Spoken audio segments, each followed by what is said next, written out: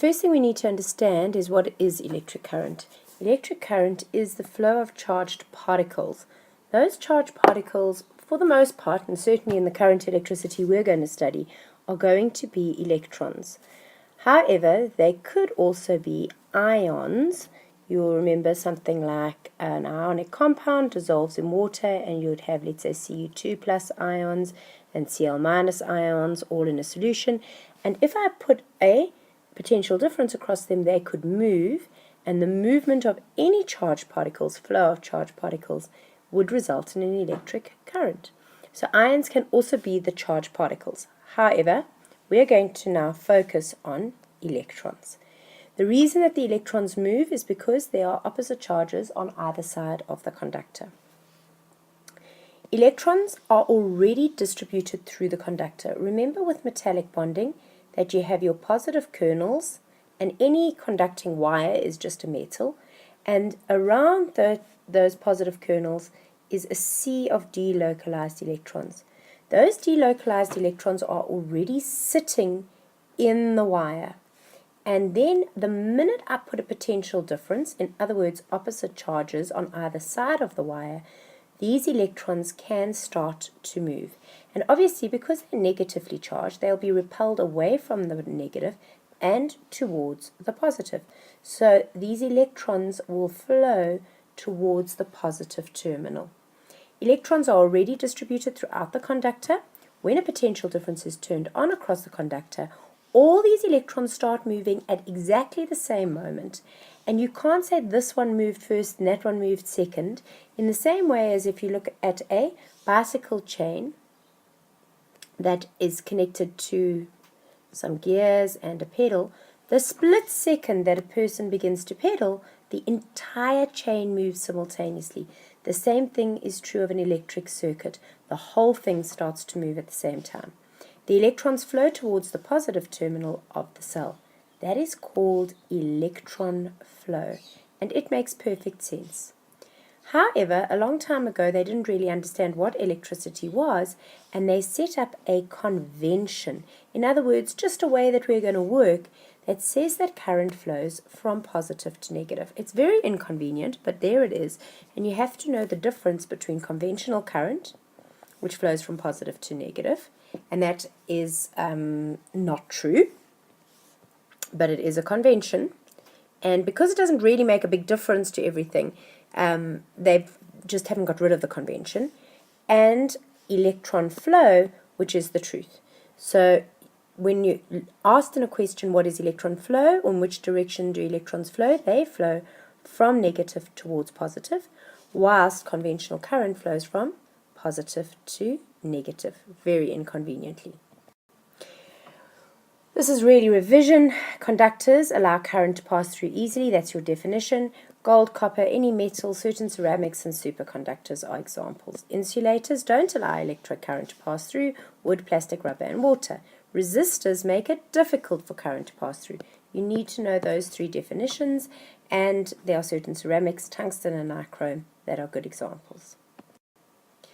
In an electric circuit, it is an arrangement of electrical components that allow for the flow of charge. In order for that to happen, the circuit needs to be closed. In other words, the switch needs to be on.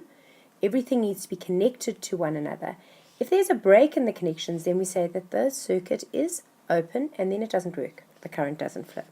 The first and very important part of a circuit is called a cell, and that is where energy is made. It is the chemical reaction inside a cell that gives us electrical energy. So there is a energy conversion from chemical energy to electrical energy. And the long stick is the positive terminal, and the short stick is the negative terminal. The way I remember this is as follows. If I take that negative sign and I turn it on its side, it looks like that. If I take this positive sign and put the two sticks together on their side, it looks like that. So you have a long stick and a short stick, and the long stick is the positive and the short stick is the negative. The switch, we just put two dots onto the circuit, and there's a line that's up. That's an open switch. If I wanted to draw a closed switch, I would simply do something like that, and I would have a closed switch. A light bulb is a high resistance wire that is enclosed in glass and an inert gas. Inert gas means it's an unreactive gas, otherwise it would just go kaboom.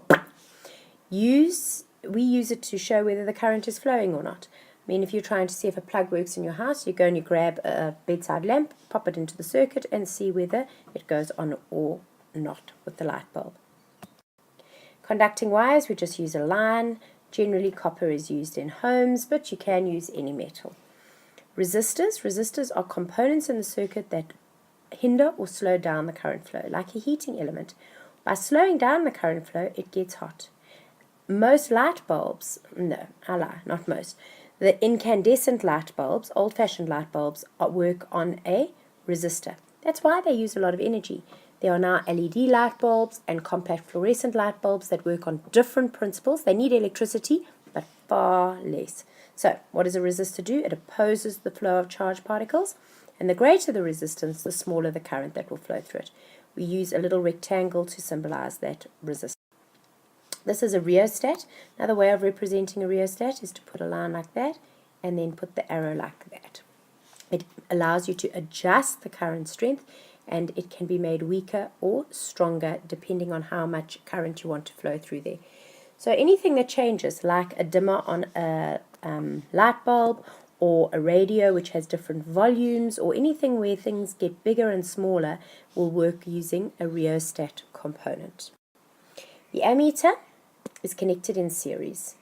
It's really important. We'll get to series and parallel connections in a minute, but series means all the current must go through it. It's a circle around an A, and it measures the strength of the electric current. In other words, how many electrons are passing a point in a certain time. We measure it in amperes, or we sometimes just say amps. The voltmeter is a V in a circle, and it measures the difference in energy between 2 points in a circuit. Because it has to measure between 2 points, it needs to be connected at 2 points of the circuit, and so for that reason it is connected in parallel. At least voltmeters have very, very high resistance, so the current doesn't go there, and the voltmeter just checks how much energy is used per coulomb of charge between 2 points in the circuit. The unit that they use is a volt. If I want to use an ammeter to measure current strength, sometimes we'll have less than 1 amp, and then we use a milliampere or a milliammeter, and that's got 1,000 milliamps in 1 amp. The current strength is the same at all points of a series circuit, and we'll talk about that in a bit more detail later. And the current strength in the side branches of a parallel circuit add up to the current strength in the main branch.